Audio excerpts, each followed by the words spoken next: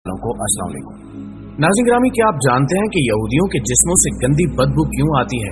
और किस तरह 70,000 यहूदियों को मारकर दोबारा जिंदा किया गया था?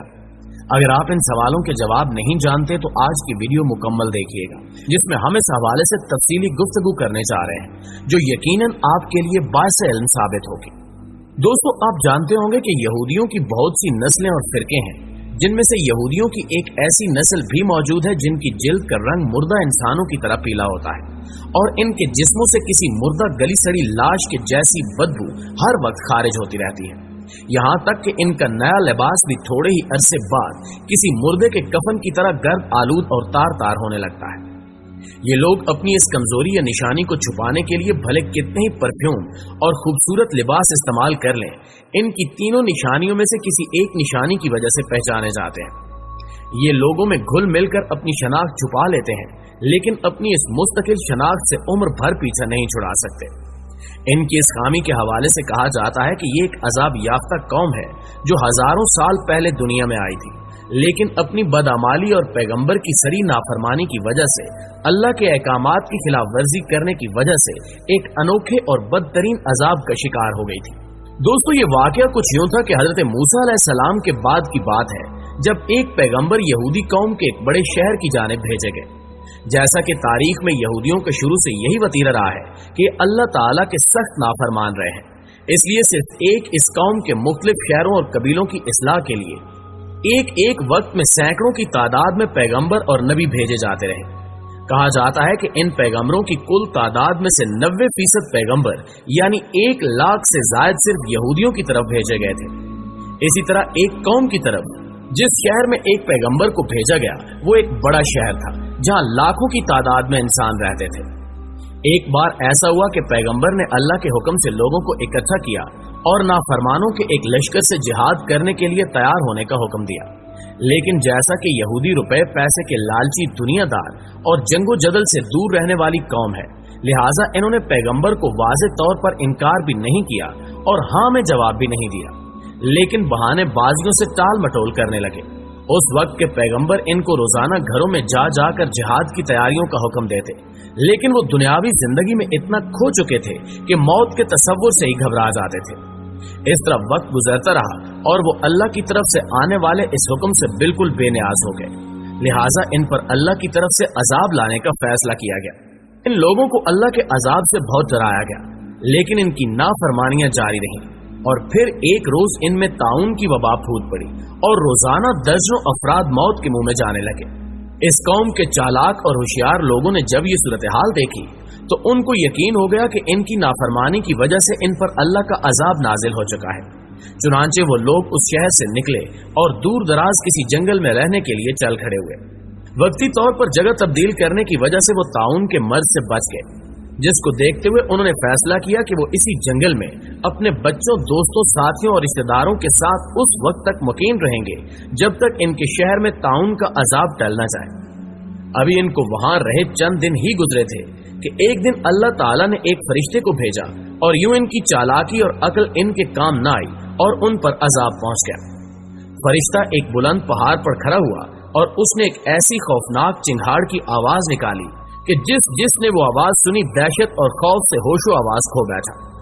इसके बाद फरिश्ते ने उसी गूंजदार आवाज में पुकारा, मोतो यानी मर जाओ।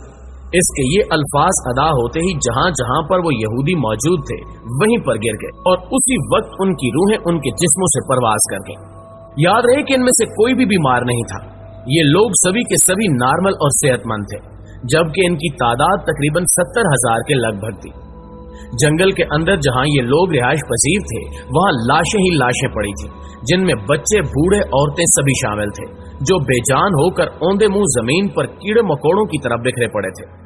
यहां तक कि पूरे जंगल में कोई एक इंसान भी नहीं बचा था। हैरत की बात यह थी कि इनके करीब कोई दरिंदा और जानवर भी नहीं आता था, जिसकी वजह से चंद रोज बाद ही इनकी लाशें गलने सड़ने लगी और इतने लोगों की लाशों की बदबू की वजह से जंगल में और जंगल के इर्द गिर्द आबादियों में नाकाबिले बर्दाश्त बदबू फैल गई,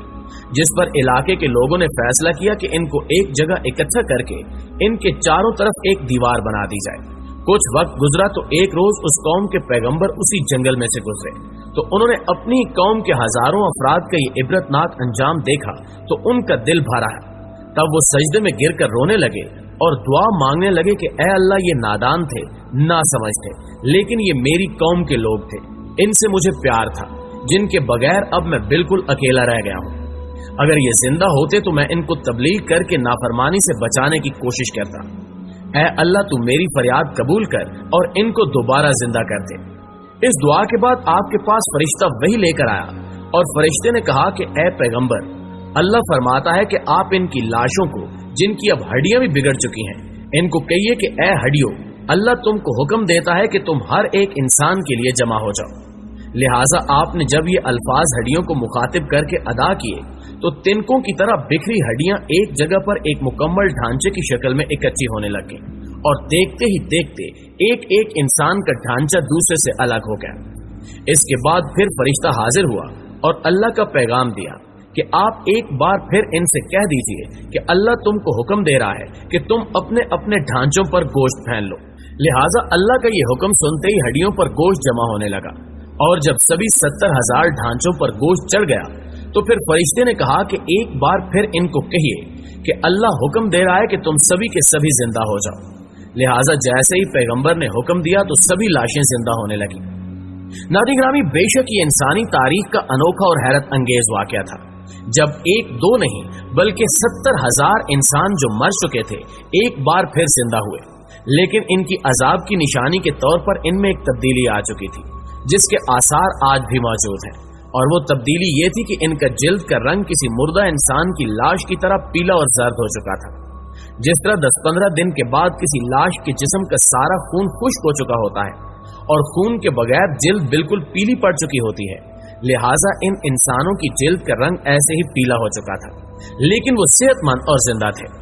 ان میں دوسری تبدیلی یہ تھی کہ ان کے جسموں سے ویسے ہی بدبو خارج ہو رہی تھی جیسی 10-15 دن پرانی لاش کے جسم سے پیدا ہوتی ہے۔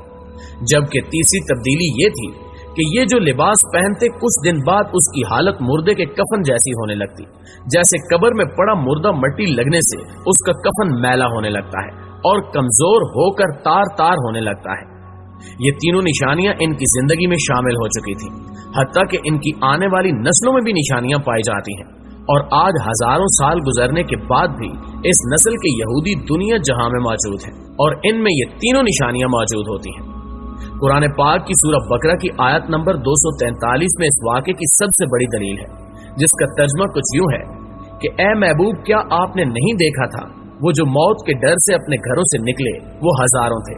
اللہ نے ان سے کہا مر جاؤ اور پھر انہیں زندہ کر دیا۔ بے شک اللہ لوگوں پر فضل کرنے والا ہے مگر اکثر ناشکرے ہیں۔